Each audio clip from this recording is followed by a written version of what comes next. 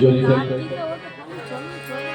যেভাবে সবাই মিশে যায় গুরু বেশ আমাদের সব জগরি জড়িতাই জরাধে রাধেশ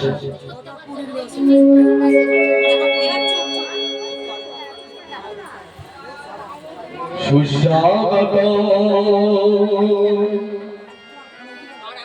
গুরুদেব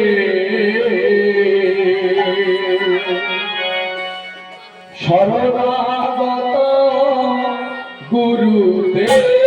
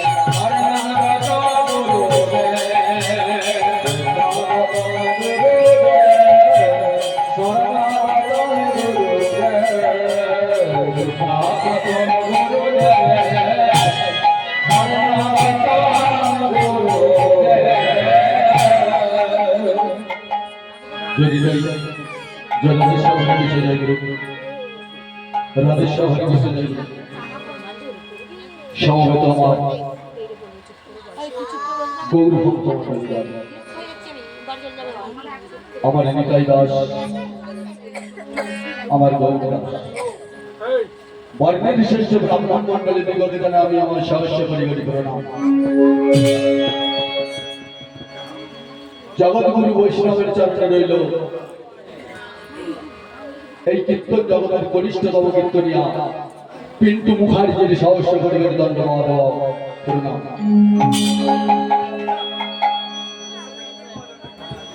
আত্মা শক্তি মহামায়া সার্বজনীন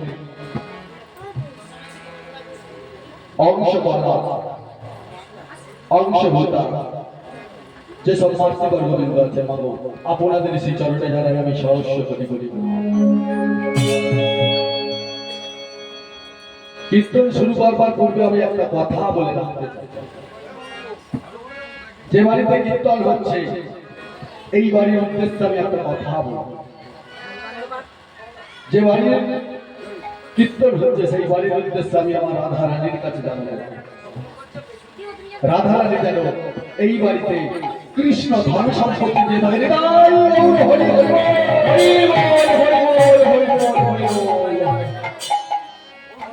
বাবা কৃষ্ণ ধন সম্পত্তি যার গৃহে থাকবে তার গৃহে কখনো বাস্তু ধনের অভাব হয় এবং যে সব ভক্তগণ কৃপা করে মোহন বিহারীবা চলে এসেছে আপনারাও কিছু পাবার জন্য তাই আপনাদের উদ্দেশ্যে আমি আমার রাধা রানীর কাছে জানাবো রাধা রানী যেন এই সব ভক্তদের হৃদয়ের মধ্যে কৃষ্ণ প্রেম উদয় করে দেয়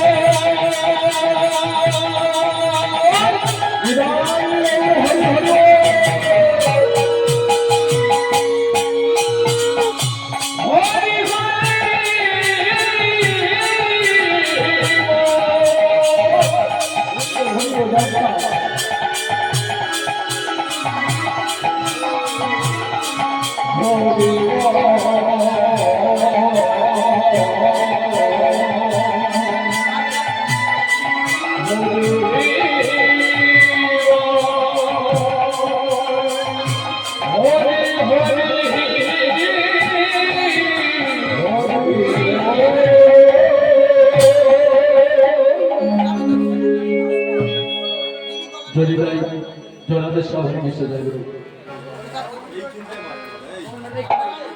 সবার চরণে প্রণাম নিবেদন করে আমি আমার হরি কথা, কৃষ্ণ কথা, গৌরাঙ্গ মহাপ্রভুর কথা এবং ভক্তগণের কথা আমি শুরু করলাম।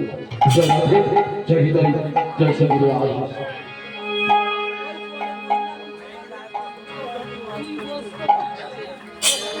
যদি তাই ওই না জয় জয়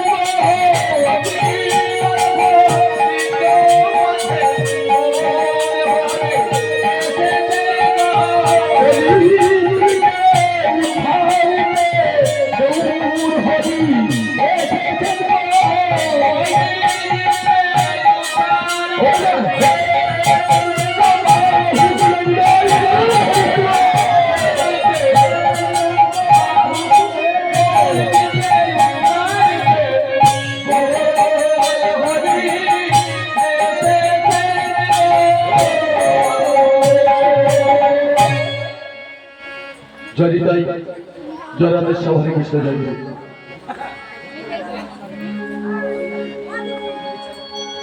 যিনি ছিলেন সত্য যুগের ভগবান, যিনি ছিলেন ত্রেতা যুগের ভগবান, আর যিনি দ্বাপর যুগের আমার কৃষ্ণচন্দ্র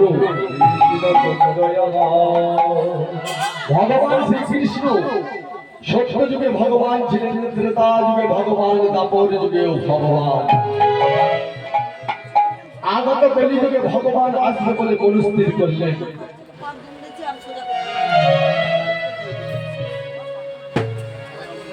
আগত কলিযুগে ভগবান আসবে বলে মনস্থির করলেন। তাই ভগবানের চিন্তা করছে যে কলিযুগে যদি আমি যাব, আমি ভগবান, আমি কলিযুগে আর ভগবান হয়ে যেতে চাই, আমি কলিযুগে ভক্ত হয়ে যেতে। ভক্তরা আমাকে দেখে কি সুখ পায়, ভক্তরা আমাকে ভজনে সাধন করে কি শান্তি পায়, সেই শান্তিটা একটুখানি আমি অনুভব করতে যাব আগত কলিযুগে।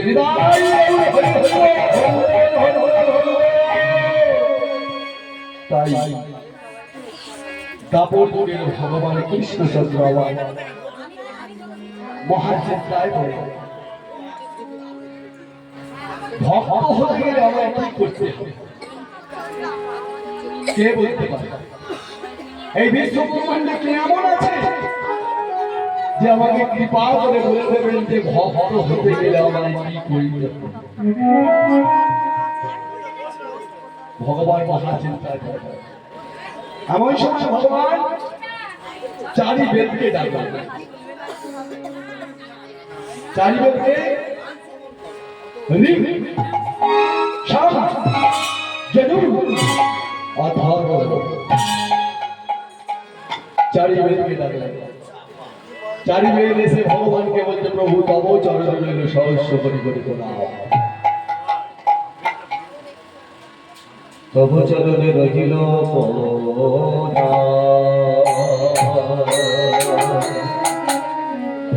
চারি বেদ ভগবানের কাছে প্রণাম করে বলছেন, প্রভু বলুন আমাদের কেন আপনি ডেকেছেন? আচ্ছা চারি বেদ, আমি সত্যযুগে ভগবান ছিলাম, তা যুগে ভগবান, তারপরে যুগে আমি ভগবান। আমি আর ভগবানের আসনটা গ্রহণ করতে চাই না।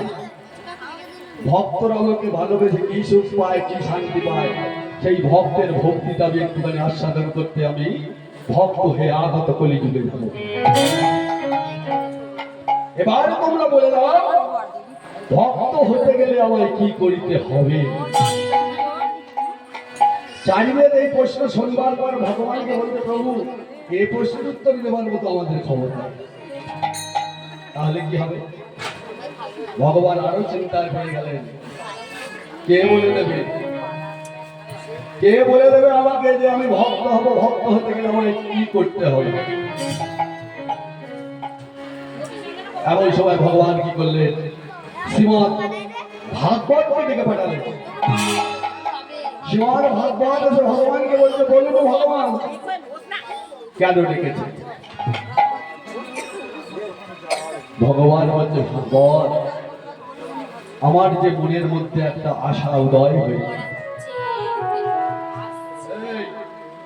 কি হচ্ছে? কি আশা? ভাগবত আমি আগত কলিযুগে ভক্ত হয়ে যাব।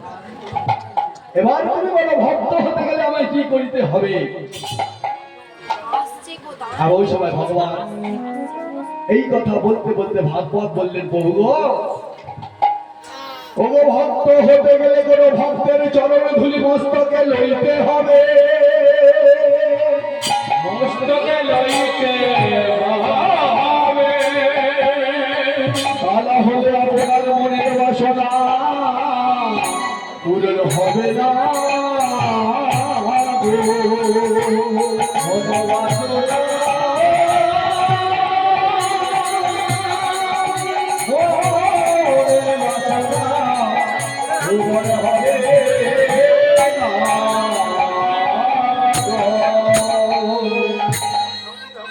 ভক্ত হতে গেলে আমাকে ভক্তের চরণ ধরে দিতে হবে। প্রভু এর আগে যারা ভক্ত হয়েছে, ভক্তের চরণ ধরে না হলে তাদের মনের বাঞ্ছা পূরণ হয়েছে। ভক্ত প্রহ্লাদ ভক্ত হবার পূর্বে কি করেছেন জানতে হবে। ভক্ত ধ্রুব ভক্ত হবার পূর্বে কি করেছিল আপনাকে জানতে হবে। ওই বড় বড় ভক্ত তারা কোন ভক্তের চরণ ধরে নিয়ে তবে তাদের মনের বাঞ্ছা পূরণ। হরিবল হরিবল। ভগবান তখন বলছেন, ঠিক আছে ওগো কে আছো বন্ধু, নিয়ে চলো রে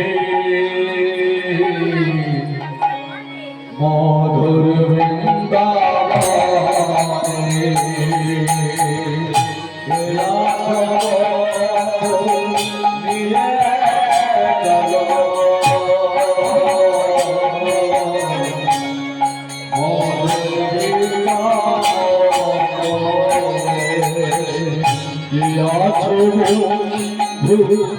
দিয়ে চলো মোরে মধুর বৃন্দাবনে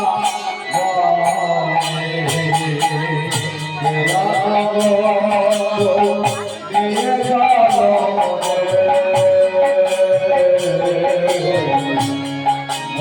মধুর বৃন্দাবনে ভগতে সখা আছে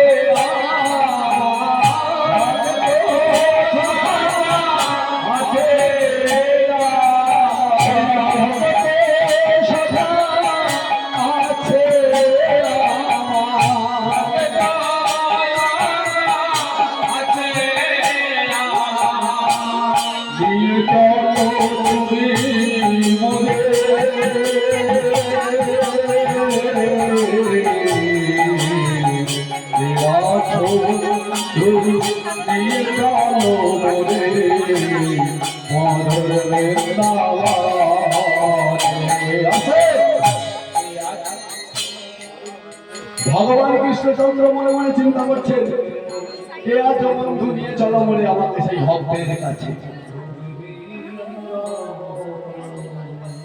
কে আজ বন্ধু আমায় নিয়ে চলে সেই বন্ধুর কাছে সেই সকাল কাছে কে আমাকে দেবে চরণ ধুলি ভগবান এই করতে করতে কি করেছে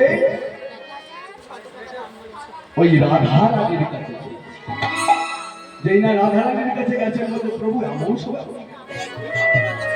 কি হইল অসময়ে আপনি কেন আরে ভগবান তো অসময় নিয়ে আসে নাকি গো যার বিপদ আপদ তখন ভগবান আসে তবে তার মতো ডাক্তার যদি ঠিক হয় ভগবান তোমার সঙ্গে আছে তাই ভগবান রাধা রানীর কাছে চলেছে রাধা রানী বলছে প্রভু এমন সময় এখানে কি করছে আর বলো না রাধে আমি তো সত্যি যুগে ভগবান ছিলাম ত্রেতা যুগে ভগবান তারপরে যুগে ভগবান আগত কলিযুগে আমি ভক্ত হয়ে যাচ্ছি ভক্ত হয়ে গিয়ে যদি কঠিন মাটিটা নবদ্বীপের কঠিন মাটি যদি তোমার সোনা রঙে আঘাত করে আমি ভক্ত হয়ে কেমন করে সইব তবে আমাকে সংকটেই চলতে তবেই তো তোমাকে আমি যেতে তাহলে আমরা কেমন করে যাব আমরা দুজনে কেমন করে যাবো বহিরঙ্গে রাই অন্তরঙ্গে বহিরঙ্গে রাই অন্তরঙ্গে তুই মিলে হলো তুই মিলে হলো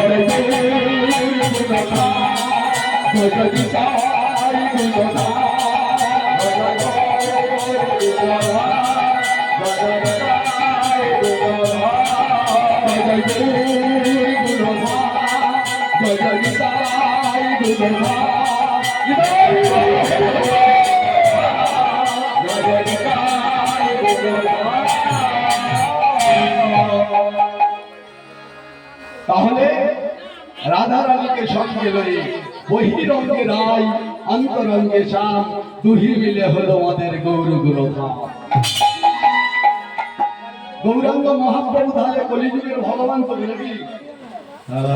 হ্যাঁ, কলিযুগের ভগবান কবে এলো মনে আছে? কবে?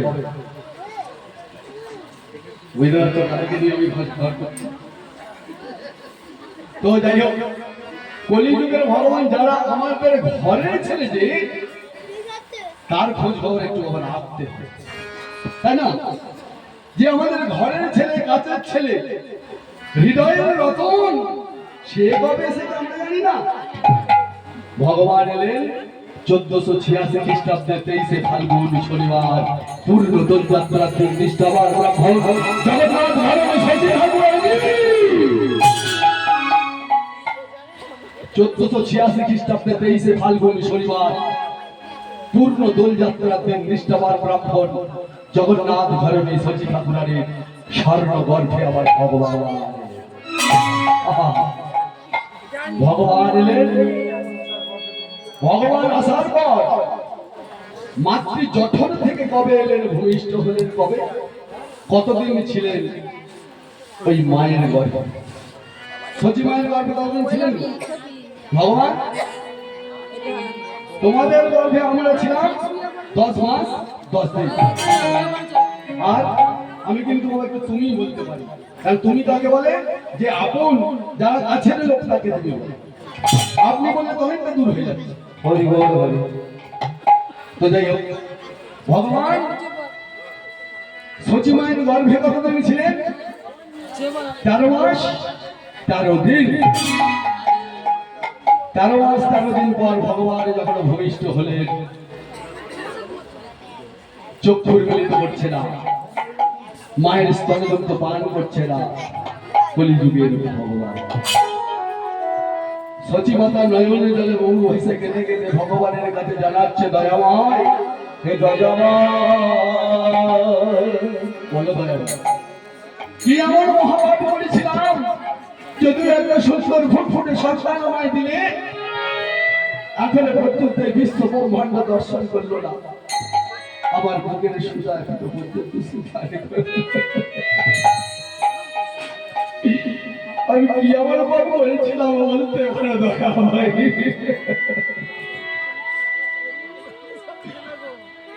এই সন্তানটিকে নিয়ে আমি এখন কি করবো? সচিবাতা কি করলেন? ওই গৌরাঙ্গ সুন্দরকে নিম্ন বৃক্ষের তলদেশে বংশপুরার উপর শয়ন করিয়ে দিলেন। শয়ন করিয়ে দিলেন বংশপুরার উপর নিম্ন বৃক্ষের তলদেশে। সেদিন থেকে তার নাম হলো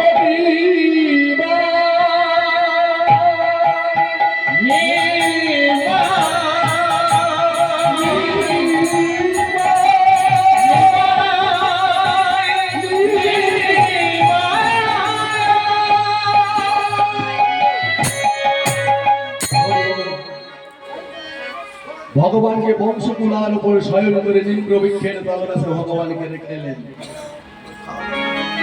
নবদ্বীপের অগণিত ভক্তগণ তারা গৌর দর্শন করতে যাওয়ার জন্য সংবাদ পেয়েছে সচি মায়ের নাকি একটা সুন্দর ফুটফুটে সন্তান, যাহাকে দেখলে নয়নে ফেরানো যায় না। চলো চলো গো সবাই, আমরা সবে মিলে আমরা সচি মায়ের সুন্দর ফুটফুটে সন্তান তাকে আমরা দর্শন। নবদ্বীপের কয়েকজন ভক্তগণ এসে কি করলেন, সচি মায়ের সন্তানটাকে দেখে মনে মনে চিন্তা করছে, এই সন্তান বোধহয় বেশিক্ষণ বাঁচবে না, চক্ষুর মিলিত করছে না, মায়ের স্তনদন্ত পান করছে না, তাহলে কি হবে? তারাও সচি মাকে সান্ত্বনা দিচ্ছে, মাগো ও গো মাগো মাগো, এমন ভাবে তুমি কেঁদো না, অমন ভাবে আর কেঁদো না।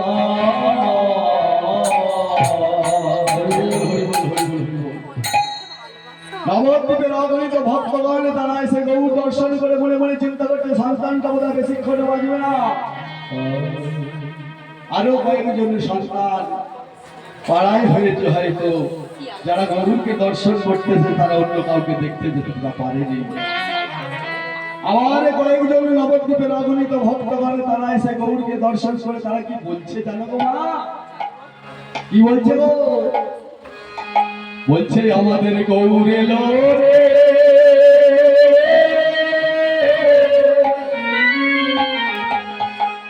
সোনার নদিয়া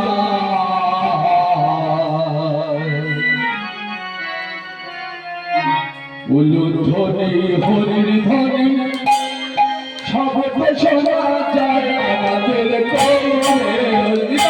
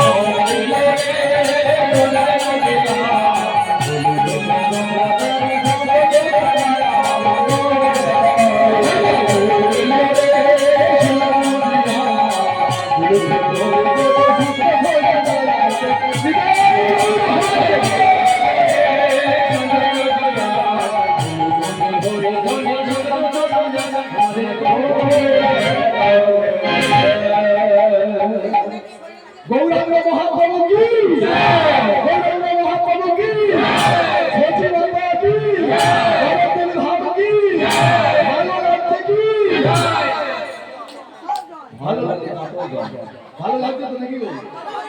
আমাকে না দিচ্ছেন ভালো লাগছে তো? আপনারা কি জানেন জানেন এই হরিবাসরে আপনাদের মতো ভক্তের চরণ রজনী আমি আমার বাড়ি ফিরে যেতে পারি।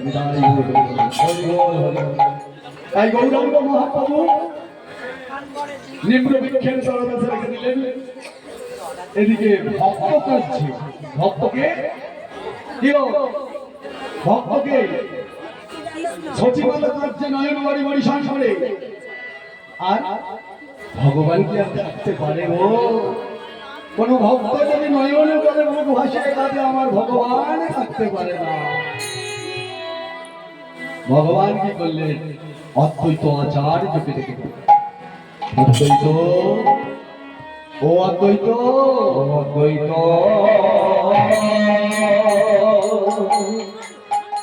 অদ্বৈত তুমি যেখানেই থাকো এই মুহূর্তে তুমি আমার কথা। অদ্বৈতকে দেবাদিদেব ভোলানাথ, ভোলানাথ এসে বলতে প্রভু তব চরণে মিলে সহস্য করি করি বলা বলুন কেন ডেকেছে অদ্বৈত আচ্ছা আচ্ছা দাঁড়ান করুন আগে আপনার কথাটা শোনার পূর্বে আপনি আমার প্রশ্নের উত্তর দেন কি প্রভু সত্যযুগ পরিত্যাগ করে দিলেন ত্রেতাযুগ পরিত্যাগ করে দিলেন দাপর যুগ পরিত্যাগ করে এই সাধের কলিযুগে এলেন সাধের কলিযুগে এসে এই বিশ্ব ব্রহ্মাণ্ডকে দর্শন করছেন পায়ের স্তরগন্ধ কেন পান করছেন না হ্যাঁ কোনো ভক্ত কিছু আঘাত করেছে গো না গো কোনো ভক্ত কিছু বলে শোনো অদ্বৈত আমি কেন চক্ষুর বিন্দু করিনি মায়ের স্তরগন্ধ পান করিতে জানবো আমি যার গর্ভ হতে বহির কালে এলাম সেই সচিবালয়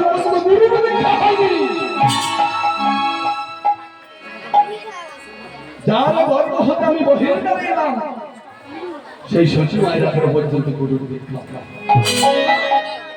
যার গুরুর দীক্ষা আমি আসার তার দর্শন পর্যন্ত করি না তাহলে কি হবে তাহলে মায়ের দীক্ষা অদ্বৈত আমি নিম্ন বিক্ষেপ তলদেশে বংশকুলার উপর শয়ন করে আমার বাম হস্তের অঙ্গুষ্ঠ অনামিকা মধ্যমা তর্জনী কনিষ্ঠ দ্বারা আমি ভূমিতে হরে কৃষ্ণ মহামন্ত্র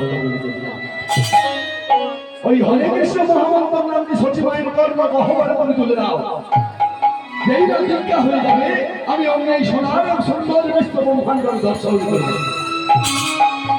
অদ্বৈত আচার্য কি বললেন ওই হরে কৃষ্ণ মহামন্ত্রের নামটি সচিবায়ের কর্ম গহ্বর আর সচিবান কি বলছিলেন সচিবান আর বলবেন কৃষ্ণ কৃষ্ণ কৃষ্ণ হে কৃষ্ণ কৃষ্ণ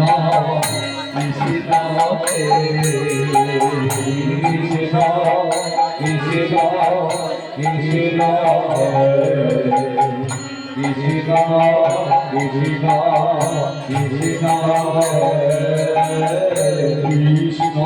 কৃষ্ণ কৃষ্ণ কৃষ্ণ কৃষ্ণ কৃষ্ণ কৃষ্ণ কৃষ্ণ কৃষ্ণ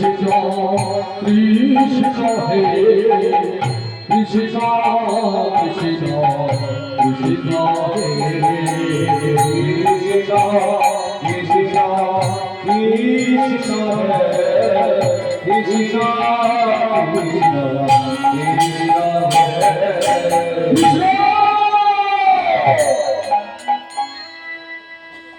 ওই কৃষ্ণ মহান করলেন বদনে সুন্দর করে বললেন তাহলে বাবা এখানে কি দেখা যাচ্ছে ভগবান যার গুরুর দীক্ষা না নেওয়া থাকবে ভগবান কিন্তু তার মতো দর্শন করে তাহলে গুরুদেবের কাছে গিয়ে আমাদের দীক্ষা নিয়ে এই চেত দর্পণ মার্জন ক্ষমতা চিত্ত দর্পণটা মার্জন করবার জন্য আবার ভগবানের কাছে না যে আগে সর্বপ্রথম গুরুর কাছে চৈতন্য চৈতন্য কৃষ্ণ কবিরাজ গোস্বামী বলছে আত্মেন্দ্রিয় প্রীতি ইচ্ছা তার বলি কাম কৃষ্ণেন্দ্রিয় প্রীতি ইচ্ছা ঘরে আত্মার তৃপ্তির কামনার জন্য যা কিছু করি তাকে বলা হয় কাম আর কৃষ্ণায় নমঃ বলে যা কিছু বলি বা করি তাকে বলা হয় প্রেম করতে হবে যেমন ভক্ত ভগবানকে প্রেম করেছে সাধু সঙ্গ সর্বক্ষেত্রে হয় সাধু সঙ্গ নয় বার্তা দিবেন কৃষ্ণ প্রেম সাধু সঙ্গ সর্বশাস্ত্রে কয় সাধু সঙ্গ লয় বার্তা দিবেন কৃষ্ণ প্রেম